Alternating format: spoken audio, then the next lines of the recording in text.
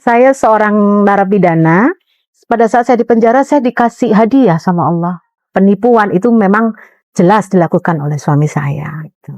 Nanti saya mau nangis.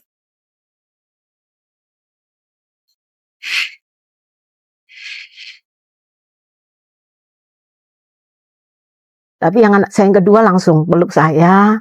Mama udah selesai kerjanya. Saya ini saudaramu sekarang. Kalau kita ada di antara kita yang ya kamu yang harus kerawat jenazahku. Karena kalau kita sudah masuk ke penjara, mau duit berapapun nggak ketemu. Sampai hari ini pun saya masih menanggung beberapa hutang-hutang mantan suami saya. Saya yang dari begitu harus ngurus surat miskin. Tiap pagi itu saya nemu satu kantong nasi campur gitu di pagar. Ini dari siapa ya? Udah saya makan bertiga. Itu sampai kira-kira seminggu. Akhirnya saya baru tahu tukang sampah yang ngasih saya.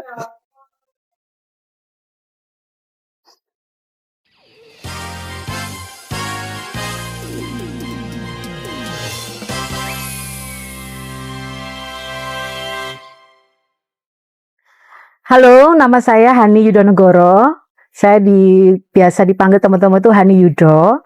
Saya kebetulan seorang founder dari H Yudonegoro Skincare yang bergerak di bidang skincare dan kecantikan. Saya seorang ibu single fighter dengan 2 anak. Anak saya 2, yang pertama namanya Dastan, seorang anak berkebutuhan khusus dengan sindrom autism yang sudah berumur 13 tahun. Kemudian anak yang kedua masih kecil, beranjak ke kelas 2, umur 7 tahun. Alhamdulillah normal yang kedua.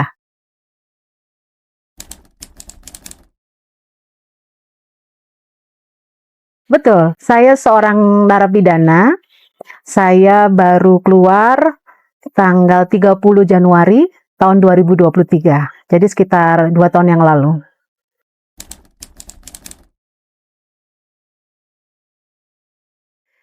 Ya, tidak pernah terbayang dalam hidup saya bahwa saya akan hidup 1,5 tahun di penjara. Menurut saya penjara itu adalah nerakanya dunia ya, di mana kita terisolasi dengan dunia luar, tidak bisa berkontribusi apapun di dunia luar. Tapi inilah perjalanan hidup, Mbak Didi. Jadi saya terkena sebuah kasus yang sebenarnya dibilang tidak terlibat juga tidak, karena pelakunya adalah suami saya sendiri, mantan suami sekarang. Jadi itu sekitar tahun 2017. Jadi saya punya sebuah perusahaan namanya PT, bergerak di bidang pengadaan barang dan jasa kementerian. Pada suatu pekerjaan dengan nilai yang dia cukup fantastis ya waktu itu, sebelum COVID ya, 2017. Karena saya pada saat itu lagi hamil, jadi saya menyerahkan kuasa pekerjaan semua ke suami yang saat itu masih jadi suami saya. Rentang waktu saya sibuk dengan anak kebutuhan khusus saya dan kehamilan saya, maka suami yang menghandle seluruh pekerjaan itu. Ternyata bermasalah. Masalah itu kemudian baru digugat di tahun 2021. Saya cukup kaget karena pada saat tahun 2021 saya sudah bercerai dengan mantan suami saya ini, tapi ternyata takdir juga harus tetap membawa saya ke penjara, di mana saya karena sebagai direktur dalam sebuah perusahaan itu, saya menandatangani cek satu bendel gitu ya biasanya, itu kemudian disalahgunakan oleh suami saya gitu loh, sehingga cek itu blong dan ya secara fakta hukum saya harus bertanggung jawab atas apa yang dilakukan suami saya karena ada tanda tangan cek di situ gitu. Walaupun secara keterlibatan langsung atau penipuan itu memang jelas dilakukan oleh suami saya gitu. Jadi ya saya menjalani 1,5 tahun, tetapi karena berkelakuan baik dan tidak ada yang saya lakukan di sana kecuali mengaji dan macam-macam. Jadi saya diberi sebuah keringanan lah oleh Kalapas. Akhirnya saya menjalani sekitar 9 sampai 10 bulan. Gitu.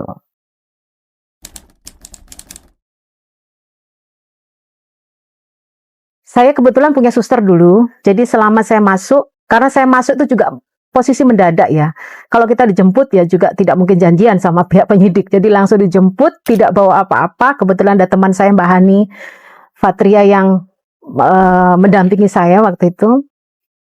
Jadi otomatis saya sudah terputus dengan dunia luar anak-anak, sehingga anak-anak saya dengar sempat diasuh oleh tetangga waktu itu waktu itu kalau nggak salah puasa ya, bulan Ramadan. Sampai menjelang Idul Fitri baru sempat ikut di teman saya Mbak Hani Fatria itu. Kemudian baru ada kesadaran ya dari pihak keluarga waktu itu, kakak-kakak saya, untuk diasuh mereka gitu loh.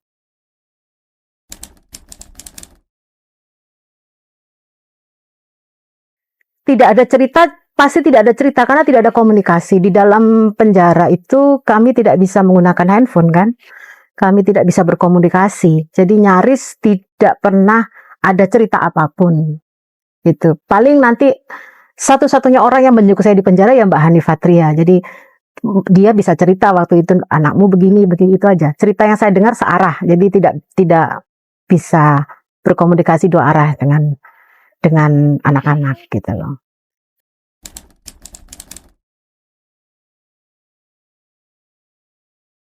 Aduh, jadi bayangin Mbak Didi, dari saya yang hidupnya enak, punya perusahaan,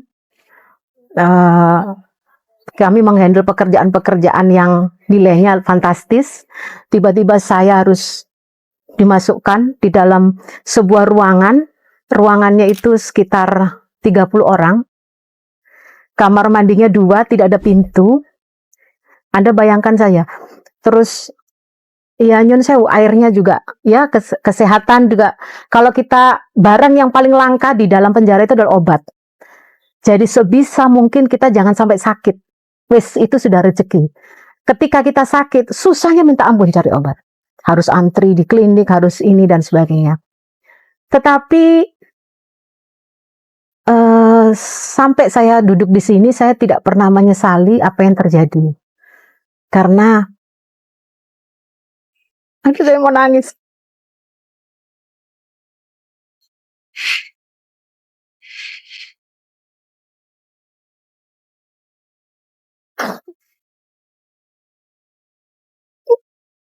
Bentar ya.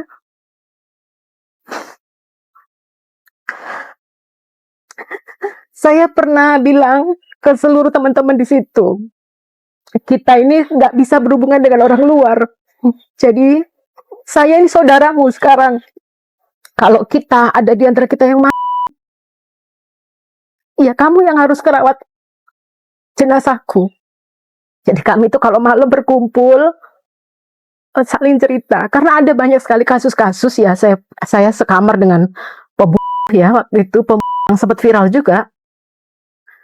Dia kena 17 tahun kalau nggak salah. Itu juga bilang keluarganya nggak mau jenguk. Saya bilang nggak apa-apa, saya saudaramu. Kalau ada apa-apa ya saya ngerawat gantian. Gitu. Karena kami memang orang kalau sudah masuk penjara itu seperti dapat apa ya? Seperti dijudge kalau kami memang salah.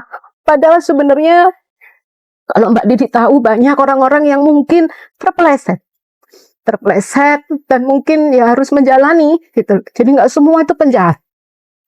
Bahkan kami kalau 2:30 pagi itu semua bangun untuk tahajud. Tidak pernah ada yang tidak tahajud. Jadi tahajud itu seperti ritual buat kami untuk penyembuhan gitu. Gitu.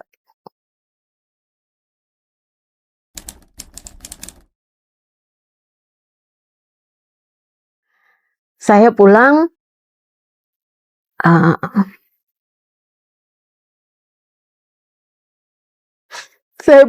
teman saya Mbak Ani itu langsung bilang, kamu harus pulang ke rumahku dulu.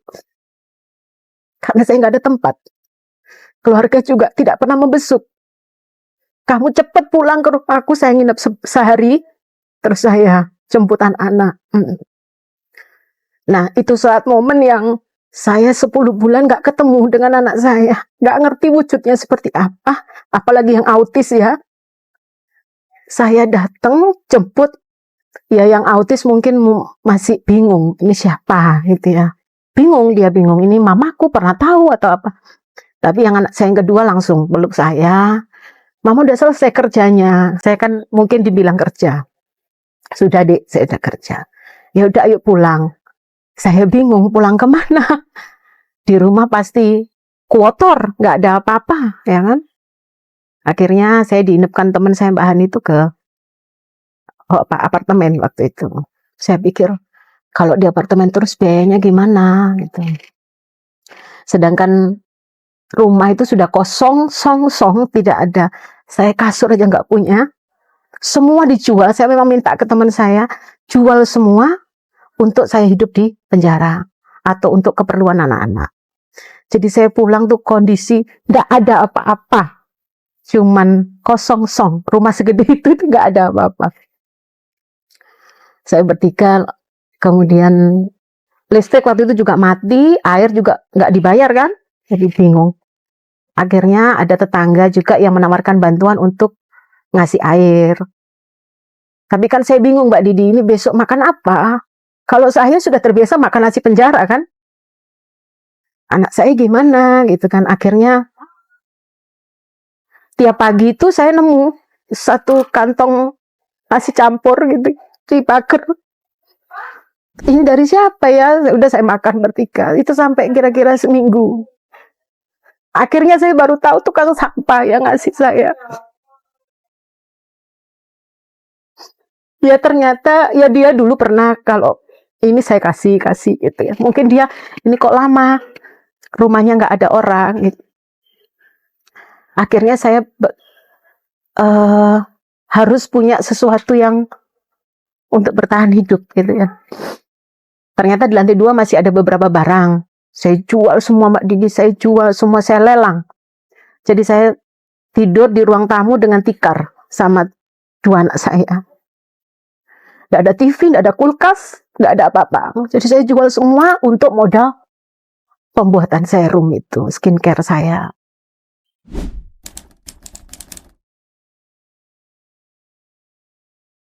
Iya, jadi saya harus membuat bisnis yang sekiranya mantan suami nggak ngerecokin. Itu. Saya mau lari dari orang ini gitu. Salah satu cara untuk lari ya harus di bidang yang dia tidak tahu. Walaupun saya juga nggak expert juga di bidang skincare awalnya. Ya sudah aku bikin skincare. Gitu loh.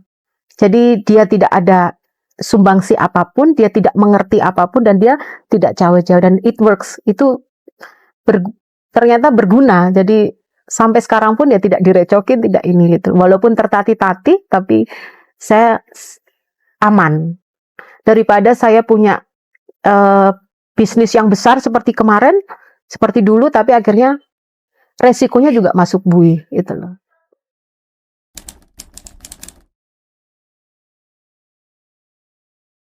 Iya, saya sengaja menghilang 6 bulan.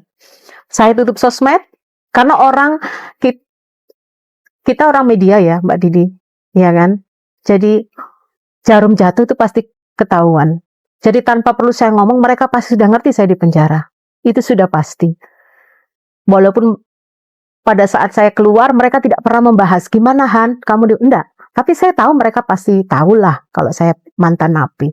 Jadi saya sengaja menghilang, saya sengaja menghindari pertanyaan-pertanyaan orang untuk karena sebenarnya kasus itu juga tidak hanya sekedar saya di penjara. Sampai hari ini pun saya masih menanggung beberapa hutang-hutang mantan suami saya yang saya cicil setiap bulan. Kadang saya cicil setiap minggu sampai hari ini. Gitu. Jadi karena dulu dia berhutangnya pada saat saya masih berumah tangga, jadi otomatis yang nagih juga pasti ke saya. Tapi buat saya ya sudahlah, selama saya bisa nyicil ya nggak apa-apa. Sampai hari ini saya masih nyicil. Gitu.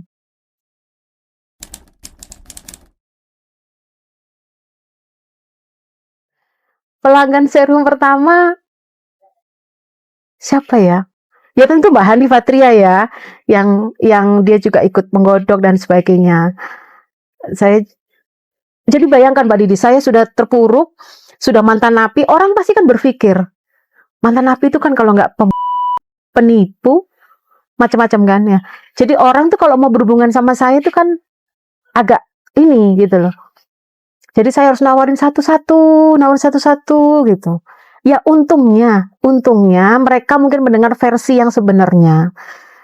Sebab apa sampai saya harus masuk penjara gitu kan. Untungnya seperti itu. Atau bisa jadi mereka nggak mendengar tapi empati. Walah kasihan ya dia single mother, anaknya autis seperti itu, mungkin seperti itu. Akhirnya berjalan sampai sekarang. Tuh.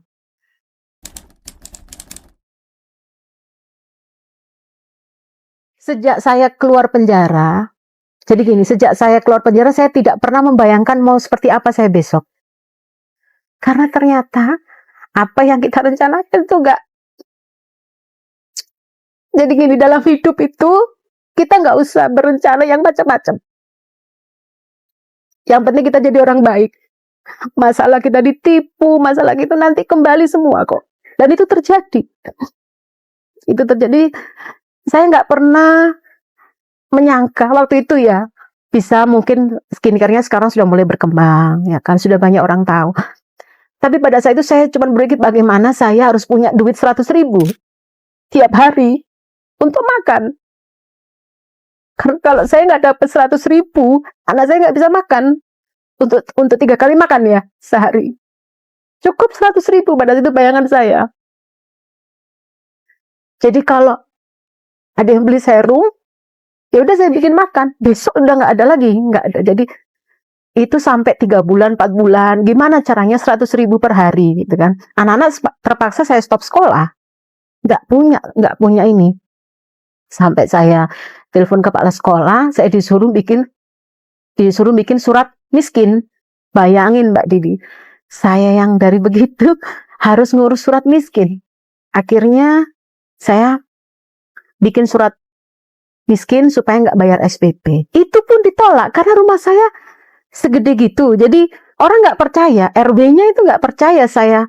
Akhirnya saya ceritakan saya baru keluar dari penjara, begini, saya butuh makan, saya butuh anak saya sekolah. Akhirnya dikasih surat miskin gitu. Sampai sejauh itu. Keren kan Mbak Didi?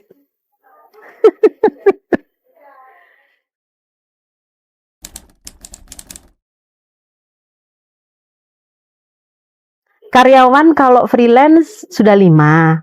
Yang untuk handle sosmed ya, di toko orange gini, di toko hijau segini sudah ada, sudah packing sudah ada gitu. Ya sekarang kalau dibilang Mas sudah wow belum, tapi berprogres. Yang penting itu, yang penting itu. Dan yang paling membahagiakan saya perkembangan anak saya yang autis.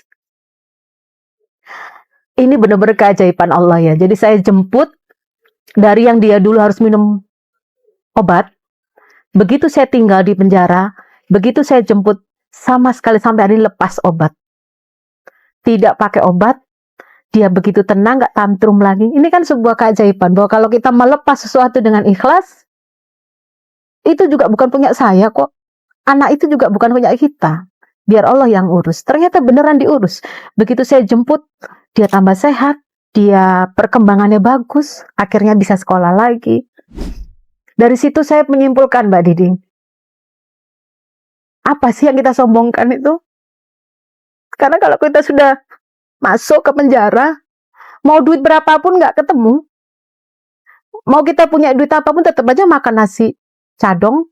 Nasi cadong tuh nasi penjara ya, yang warnanya kuning keemasan itu. Lauknya teri sama ikan asin. Tiap hari makan itu. Jadi bukan punya kita semua ini. Itu nggak perlu kita sombong. Kalau misalnya nanti Allah menakdirkan saya kembali lagi ke kejayaan, ya saya tetap berpijak di ini. Saya paling butuh apa sih? Kita butuh makan, minum, sekolah anak cukup. Nggak usah berlebihan gitu loh.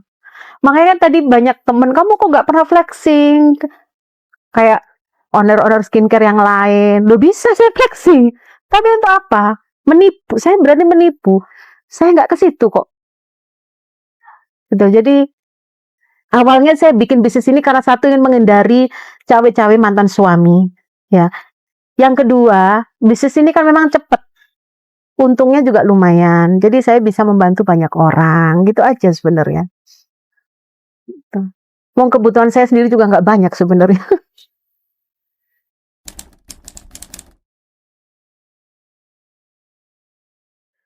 Saya ya itu tadi prinsipnya apa ya? Menurut saya menjadi lebih tenang, tidak reaktif terhadap sesuatu. Terus yaitu mengutamakan Allah itu Mbak Didi. Saya nggak bisa bilang saya religius juga ya, tapi hidup yang sudah menempa saya. Nggak semua orang punya pengalaman hidup seperti saya. Jadi sudahlah, kalau kita dekat sama Allah itu semua dikasih kok. Semua dikasih.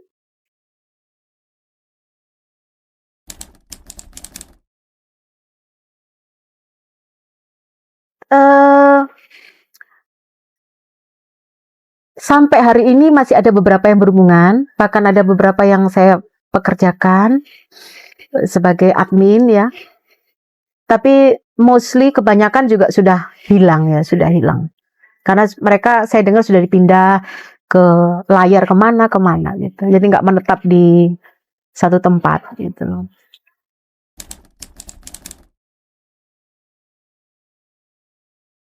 Saya itu sebenarnya Mbak Didi pengen bikin yayasan khusus atau sekolah autis. Karena saya merasakan sendiri, orang kalau punya anak autis, itu harus orang berduit. Kenapa? Biayanya terapi itu mahal sekali. Saya membayangkan orang sudah miskin punya anak kebutuhan khusus, Masya Allah. Gimana mumetnya? Gitu loh. Jadi kalau saya bisa dipercaya Allah ya punya rezeki lebih, saya mau bikin sekolah terapi autis. Free.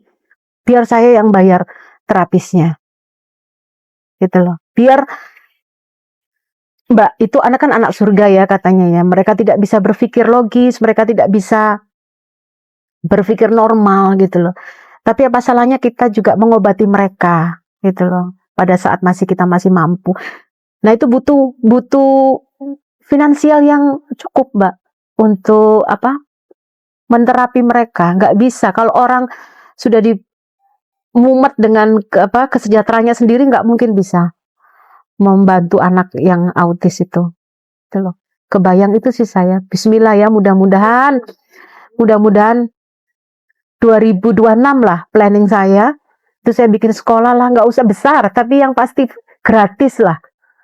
Karena terapi sensorik, motorik itu jelas harus dilakukan gitu loh. Dan itu kan amanah seumur hidup Mbak Didi. Kita nggak bisa milih loh anak kita sehat atau nyun sewu cacat ya.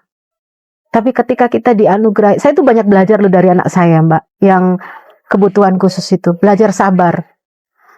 Dia makan belum bisa sendiri, dia ke belakang belum bisa sendiri, jadi benar-benar saya digempur sama Allah itu. Benar-benar. Mungkin pada saat saya di penjara, saya dikasih hadiah sama Allah. Kamu tak bebaskan sebentar ya dari mengasuh anakmu. Jadi di penjara itu saya benar-benar seperti perempuan normal, ibu normal. Jadi nggak mikir anakku gimana. Jadi benar-benar mungkin dikasih kebebasan sebentar. Karena dari sejak lahir umur 2 tahun memang yang handle saya terus gitu loh. Sampai sekarang.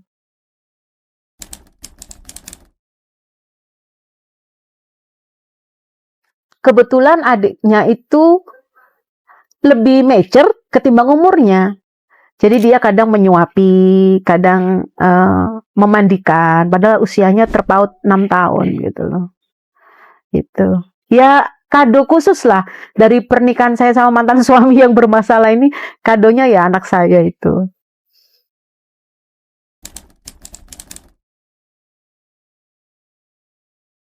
Kalau menjaga jarak enggak, mereka lari, menjauh. Oh ya, ketika saya telepon tidak diangkat, ya itu mungkin kalau di rank ya, ya dari 10 orang cuma 2 lah yang peduli. Jadi bukan menjaga jarak, lari, sudah, gak ketemu. seakan nggak kenal. Bahkan ya angin-angin, kalau sudah angin-angin buruk sih udah biasa buat saya, nggak apa-apa. Kalau sudah mantan napi dicap itu ya wajar, ya kan. Tapi ya saya akhirnya berpikir ya itulah manusia.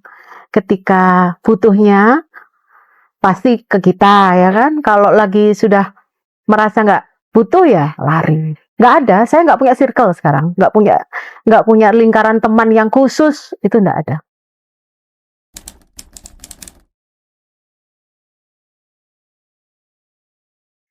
Berjuang ya, hidup itu berjuang. Kalau nggak mau berjuang ya silakan meninggal gitu ya, intinya itu. Jadi harus berjuang, apapun. Kita nggak bisa lari ya kita merangkak. Kita nggak bisa merangkak, kita ndelosor. Yang penting kita nggak diem, itu aja. Jadi jangan berhenti, terus jangan melihat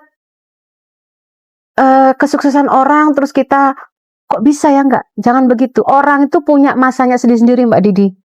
Orang fasenya sendiri-sendiri. Jadi ketika kamu sudah dulu tak buat kaya, sekarang tak buat penjara, ya bisa dalam sekejap. Jadi berjuang, itu intinya. Sekarang gaji 2 juta, berjuang lagi, nanti nambah 2,5 juta, terus nanti akan ketemu jalannya. Kalau kita gerak itu akan ketemu, percayalah. Terus yang paling dari semua ini, jangan pernah tinggalkan Tuhan. Sudah, wes, itu intinya. Kalau bisa tahajud ya tiap malam. Jadi jangan tinggalkan. Memang kata orang semakin kita religius, cobaannya semakin berat. Tapi hadiahnya luar biasa kok. Saya sampai hari ini diberi Allah tidak sakit. Itu saya sudah bersyukur. Karena kalau saya sakit, anak saya gimana? Saya enggak punya. Anak saya itu full handle saya. Jadi tanggung jawab saya sepenuhnya gitu. Jadi saya diberi kesehatan itu sudah benar, sudah nikmat sekali. Gitu. Hikmahnya yang kedua dari kejadian ini, jangan salah pasangan. Karena pasangan itu Mbak Didi, 70% kita nempel hidupnya di mereka. Ketika kita menjadi pasangan orang lain, hampir kita nggak punya jati diri kita sendiri. Kita selalu nempel. Apa yang dilakukan kita nempel. Dan itu terjadi kepada saya. Jadi untuk yang muda-muda jangan salah pasangan. Kalau perlu menikahnya agak nanti-nanti, ya kan? Karena penting. Penting sendiri. Ini bukan saya feminisme ya. Tidak menyarankan nikah, bukan. Tapi jangan salah pasangan. Itu aja, itu penting sekali. Karena ketika kita sudah menyatu, mau nggak mau, ya kita sejalan. Entah itu jalannya negatif atau positif, itu pasti ke bawah gitu loh. Itu.